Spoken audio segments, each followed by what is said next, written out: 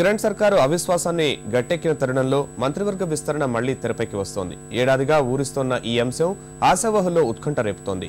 ఇదే సమయంలో నామినేటెడ్ పదవుల పందారము ఉండొచ్చని కాంగ్రెస్ వర్గాలు భావిస్తున్నాయి. ఏడాది క్రితం ముఖ్యమంత్రి పదవి చేపట్టిన కిరణ్ కుమార్ రెడ్డి ఇప్పటి వరకు తన మంత్రివర్గంలో మార్పులు చేర్పులు చేయలేదు. మంత్రి పదవులు చేపట్టిన నాటి నుంచే కొందరిలో అలక ప్రారంభమైంది.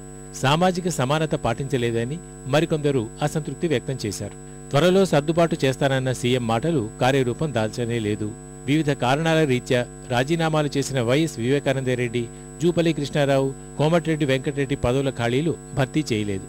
కాంగ్రెస్లో విలీనమైన ప్రజారాజ్యం పార్టీ సభ్యులకు 2 లేదా 3 మంత్రి పదవులు ఇస్తామని హామీ ఇచ్చినా అది నెరవేరలేదు.